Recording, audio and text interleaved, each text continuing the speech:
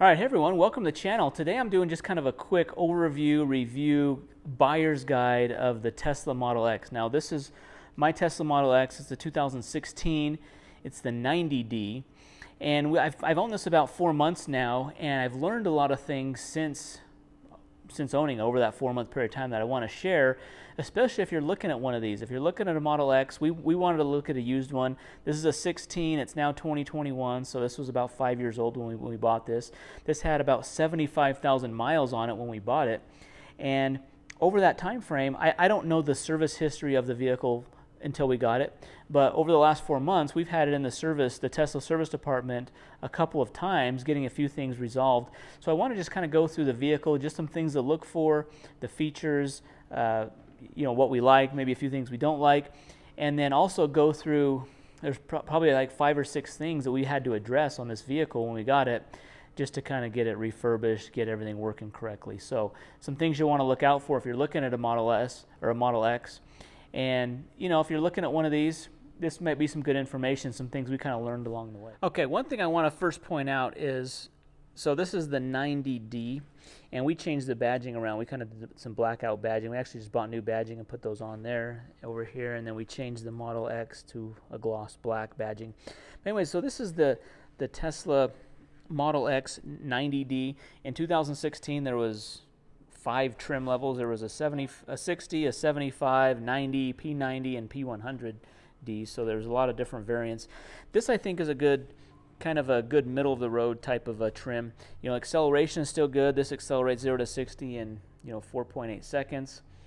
It's not as fast as the performance versions, but as far as everyday use on the road, it's adequately fast. I mean, it's actually surprisingly faster than you'd think it's going to be. Okay, the Model X has these Falcon doors that come up in the rear to access the second row seat of the vehicle. And ours here is the 6-seater version, so it's got the 2 captains here in the second row, and then in the third row it has 2 seats in the back. We have 4 kids. This car basically replaced a Honda minivan that we had. And so we're using all 6 seats. We don't have any extra seats, but we have our 2 youngest in the rear. The rear fits the car seat pretty well. Push that button there, this seat folds, automates going forward. It gives access to the second row, to the third row. This is good for kids. Adults will have a little harder time. You can kind of see that the leg room isn't like, there's not a ton of leg room in this third row, but for kids it's fine. And if an adult could ride there, fine, for a short period of time. But if you're constantly having to put larger kids, teenage kids in the back, they might be a little more cramped. But this works pretty well for us. You do have vents in the back, so vents there, vents on the pillar here, and then you have vents in the center, behind the center console. So airflow is good, and visibility is good out the windows, and there's also these windows up above here. So I want to point out, as I'm going through the vehicle here, I want to kind of point out 2 of the surprises that I had when we bought this vehicle. Okay, so as far as the 2 surprises that we had with this vehicle, the first one, and this was a little disappointing, is that being this is a 2016, it had free supercharging from the factory for life of the vehicle. So I'm actually the 3rd owner of this vehicle. So the first owner bought it from Tesla directly, obviously new. They owned it for 4 years and 50,000 miles. They either traded it in or leased back to Tesla. Tesla got their hands on it and they resold it. So the second owner only owned it for 1 year, and it's a guy that we bought it from locally during a private party sale, but he bought it from Tesla directly. So Tesla has like used inventory on their website. You can buy used Teslas from them. There's not a whole lot right now, but last year there probably was a little bit more. So this guy bought this vehicle and advertised it to us that it had free supercharging because he had free supercharging on it. So that was one thing that we were excited to have, is in a 2016 X, you had free supercharging. Well, after we bought it, we took it to a supercharger. We found out we started getting charged for the supercharging, and that was kind of a bummer. I called Tesla and I was like, hey, what's the deal? This had free supercharging for life. Why don't I have it? The last 2 owners had it. Why don't I have it? And the lady, she was very nice about it, and she explained that, that if Tesla ever takes possession of the vehicle, when it's sold back out, it's stripped off. So the guy that we bought it from, apparently he had it free and it didn't transfer to us. So that was kind of a bummer to learn that it didn't have free supercharging. So I would suggest, even if the person that you're buying it from has free supercharging on it, call up Tesla directly. There's just a customer service phone number. You can call them and ask them, hey, this is the VIN number I'm looking at buying. Does this have free supercharging? Two things to note. If Tesla ever took possession of the vehicle back, it's not going to have free supercharging. And then secondly, if it was ever sold at auction, so if you're able to see on the Carfax if it was sold at auction, know that that's probably they would have stripped the free supercharging off that as well. So be aware of that thing. So that was surprise number one. It was that I was bummed to learn that we didn't have free supercharging, because this is kind of like our family road trip vehicle, and it'd been fun to be able to just go travel with no cost on the supercharging network. But we got to pay for it now. It's not bad. It's still cheaper than gasoline. So it's not that bad of a deal, but that was a surprise to me. Okay, the second surprise was that we took this into the shop. This had a few issues with it I knew when we were buying it. And one of the things, the big thing that you need to look for in these Model X's is that there's a drivetrain shutter. So under hard acceleration, the front drivetrain will shutter, it will shake. This issue's all over the internet, so you can research. There's forum posts, there's YouTube videos about it, but that was an issue, and I noticed it when we were test driving. I'm like, oh, hey, it's got this shutter, and the guy's like, oh yeah, the tires need to be balanced, and I'm like, dude, you don't know what you're talking about. It's that shutter that all X's have or can have that's an issue. So I knew that wasn't a red flag. I'm like, that's just something that probably they all have anyways, so we just have to live with it. So I ended up taking this to, after owning it for about a month and going through that, having that drivetrain issue, I'm like, let's get this looked at. So I took it into the Tesla dealer, the Tesla service center, and I had them look at it, diagnose it. They're like, yeah, it's got the shutter, it's a common problem. This was in 2021, right after we bought it, and it had never been addressed before. It didn't have any of the updated parts. Tesla, since I think last year of 2020, they came out with a revised, updated CV axle and front motor mount to help address that issue. So I took it in there, and I was expecting a pretty big bill because it just has 75,000 miles on it. It's out of warranty. We didn't buy it from Tesla, so it didn't have any kind of extended warranty on it.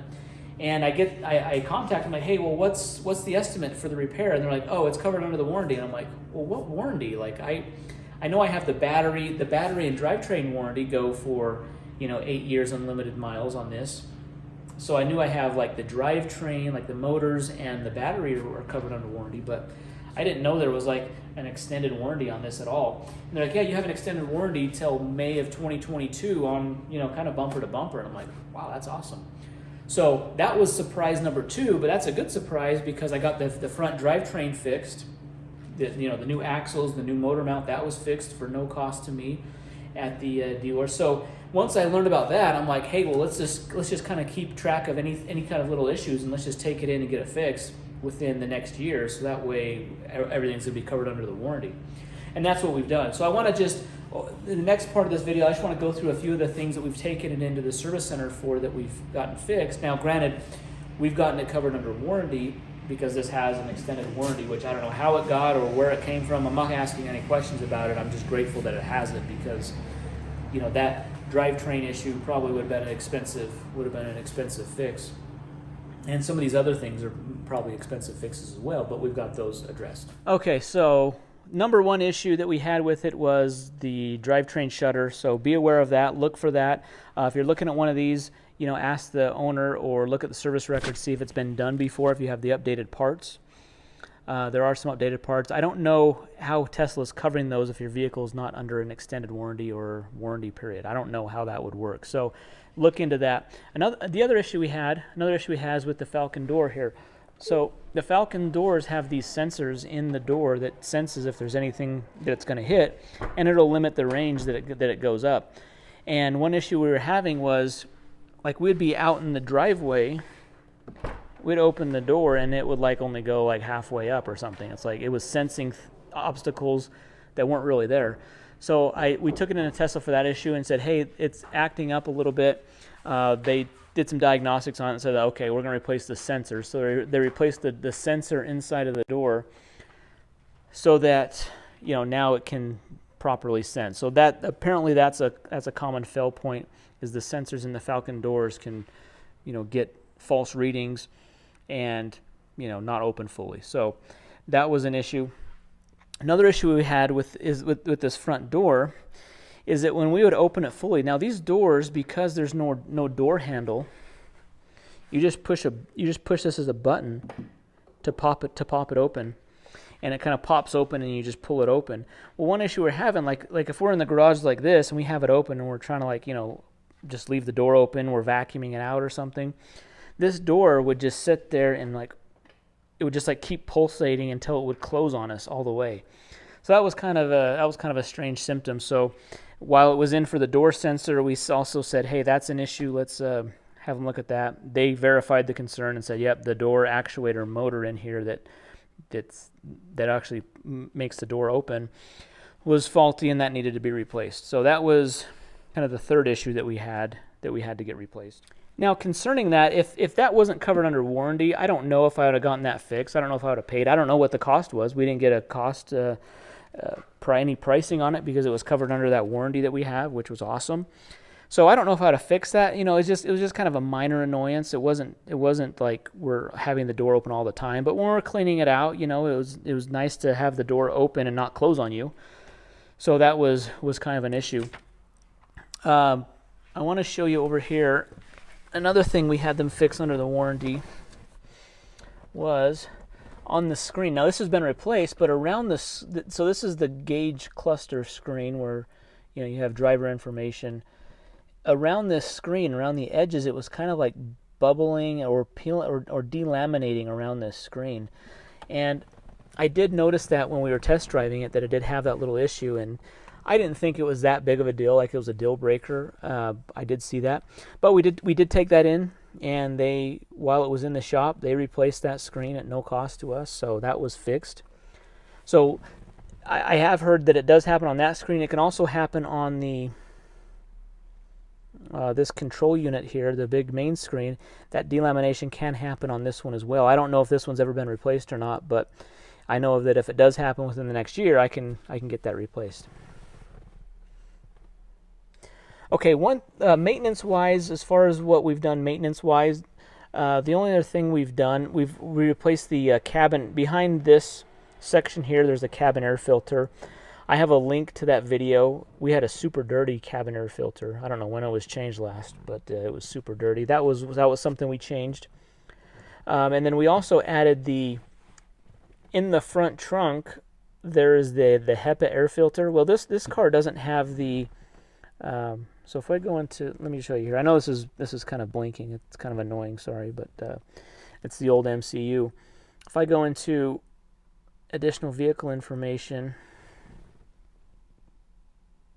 I'll do a screenshot so you can see that's kind of annoying. But it doesn't have the premium upgrade package. The premium upgrade package was about a $4,500 option and included like Alcantara suede dash and headliner and pillars, and then it had that Hepa air filtration with the bioweapon defense mode. This one didn't have it, and that wasn't like a deal breaker for us. So what we did is I actually put in a Hepa, like a Hepa filter in place, because the filter housing is there. And I'll show you. I'll leave a link to that video. So we added that Hepa air filter kind of after the fact, and it works great. It's filtering out contaminants in the air and things. So we have that. One other thing you're going to want to look at maintenance-wise, when we got this vehicle, the front tires were like virtually bald. The rear tires had been replaced, but the fronts were like virtually bald, and we replaced them with these Pirelli Scorpion Zeros. These were on the rear as well, but these are not the. They come factory with a Continental tire that has the foam, like a foam insert inside of it that keeps the noise down a little bit. These are a cheaper tire than the Continental tires.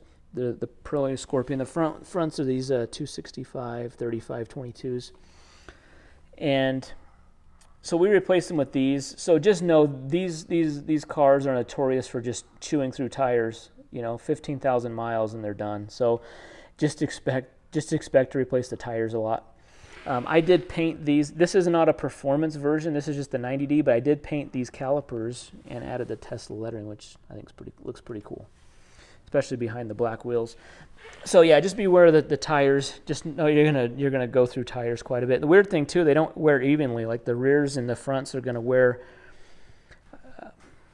unevenly, meaning they're not gonna wear out at the same time, which I guess is good. You don't have to replace all 4 tires at once, but they are not gonna last as long as probably you're used to in other vehicles. Especially if you have the lower profile. The 22-inch wheels on this, I mean, they look awesome. We love the look of those. And those are probably going to last less than, you know, the 20-inch. There's a 20-inch standard wheel that you can get instead of those. Might last a little bit longer. But this is just a heavy vehicle that's got a lot of torque. So, you know, it's just going to, you know, you're just going to eat up the tires. Okay, one thing on the tires, we did a road trip on this after we had it for maybe a couple months. We did a road trip, and I noticed as we're driving down the highway, we had some kind of pulling. There was some slight pulling. It kind of veered a little bit to the right, so the alignment was off. So, you know, tires and the alignment are something you want to check regularly on this, and that's something that we paid for. You know, the service center charged us probably $175 for an alignment, while it was in for the other items. So not that big of a deal, but it now drives and tracks really, you know, really good. So if you just check your alignment on these, because you know it's common that it's going to wear out, change, especially as the tires change, as the tires wear out. Okay, over here on the driver's side, I want to show you one other thing we had the service center replace for us. These handles. So this is just a 3M black vinyl wrap sticker. We basically did a blackout kit on this, which blacks out all the chrome, which it looks so much better with this chrome blacked out. But the chrome, before we did this blackout kit, this blackout adhesive, the trim handle, this is chrome, it was bubbling up, and it was kind of an annoyance. So when we took it in for the other issues, we had them look at that, and they just swapped out new handles, new door handles right there, so that now these were both bubbling up. So if you're looking at one of these, you know, that could be the case, and we did hear that that's kind of common that they do bubble up like that, but that wasn't that big of a deal. All right, guys, so those are some of the issues that we've had with it since we've owned it for 4 months. I am grateful that we had a warranty, that this has some warranty coverage on it. You know, we've gotten a lot of things fixed on it, as you can tell. We've just kind of gone through. We've got a list of a few other things that we might get fixed.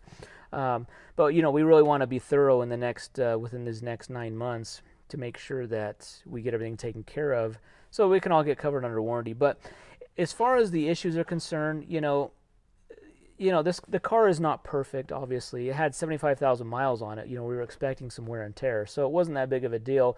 It was really just kind of a bonus that we were able to get them fixed at no cost under extended warranty. We didn't even know it had at the time. So even though we lost out on the supercharging, we had a warranty that's probably paid for all of the things that we've kind of gotten refreshed and restored and fixed on it. That's more than compensated for, you know, any supercharging we're going to have to pay for. So that's not that big of a deal.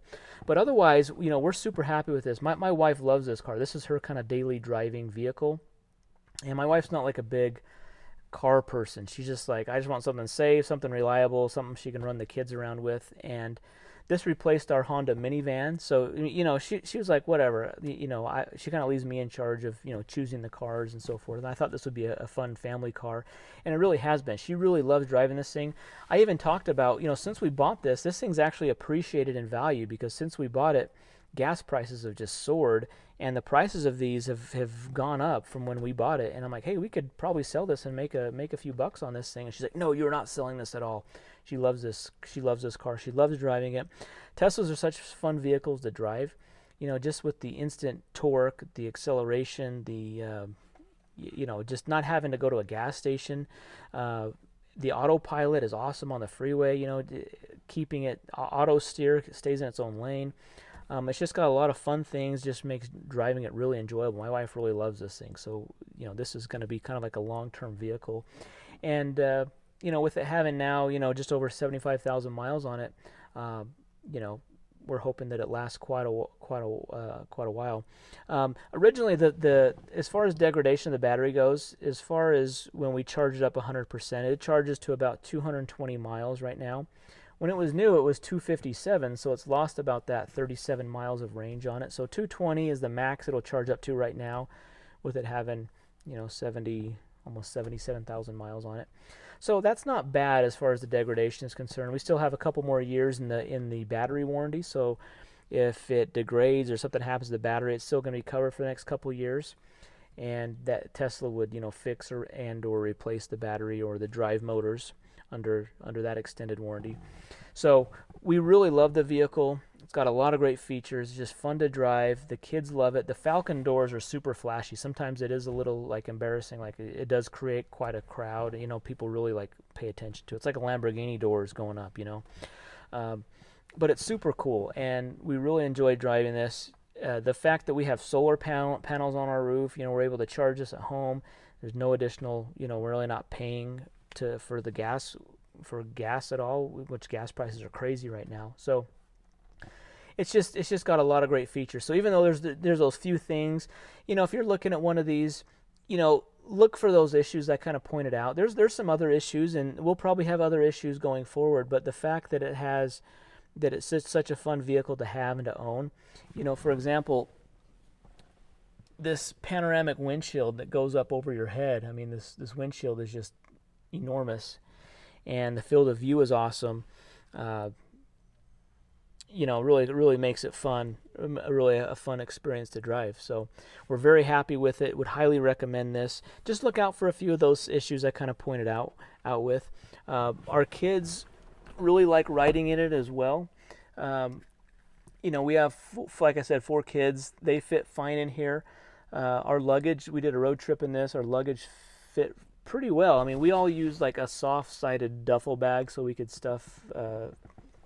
You know, this does have less storage than a minivan. I mean, we had the Honda Odyssey before this, but you know, you have this front trunk, which pretty good size. You know, we could fit, you know, 2 or 3 duffel bags in here, and then the rear's got some good storage. It's not as wide, but it is fairly deep. So this is the rear storage area. It's probably, I don't know, I'd say 13, 14 inches wide here, but you do have this kind of deep storage area down here. So we were able to fit all of our stuff on a road trip, you know, for a 3 or 4 day trip without much problem. And the kids were comfortable, and you know, worked out well. Okay, so hopefully this at least gives you some good information when you're looking at a Tesla Model X. Now that they're, you know, getting to be 5 years old and older, the prices are going to start coming down on these into, you know, more affordable range. We were able to get this for under $50,000. It was like $48,000 we paid for this from a guy locally. It was just a private party sale. I was telling you earlier, the prices have appreciated since then, since we bought it, which is, you know, understandable. The gas prices being $4 and higher, you know, it's electric cars make even more sense when that's the case. And you know, so these are now, I mean, for example, this car MSRP was $99,000 when it was new, so we basically paid half price for it. So they're gonna continue to get less and less expensive, and you know, there's gonna be issues, there's gonna be some problems along the way, but you know, hopefully this at least gives you some good information of things to look for, things to, you know, keep an eye out for if you're looking at one, if you're test driving one. Things I've learned along the way. Hopefully this is helpful. Hopefully this is helpful to you. But yeah, I would highly recommend this vehicle. Would I buy it? Would I buy a 2016 with high mileage again? And I would buy one, even if it didn't have the extended warranty that we have on this. You know, this has kind of like a full bumper to bumper warranty for the next year, which is awesome. But it's still, you know, the cost of an 18 or a 19 would have been, you know, $30,000 to $40,000 more than this one. And you know, even if I had to pay out of pocket for all these little repairs that I've gotten done, I still don't, you know, it still wouldn't justify the cost, you know, that much more of a cost to buy, you know, 2 or 3 year newer vehicle to be able to get some warranty coverage on that. So yes, I'd definitely buy this vehicle again, even if it didn't have extended warranty, just because, you know, I think right at this point now they've kind of hit their, you know, depreciation curve, and I think they'll hold their value pretty well, especially as the electric vehicles start getting more popular, and as we start seeing Tesla's batteries they're lasting a lot longer than initially thought of. You know, the degradation is really quite low over time.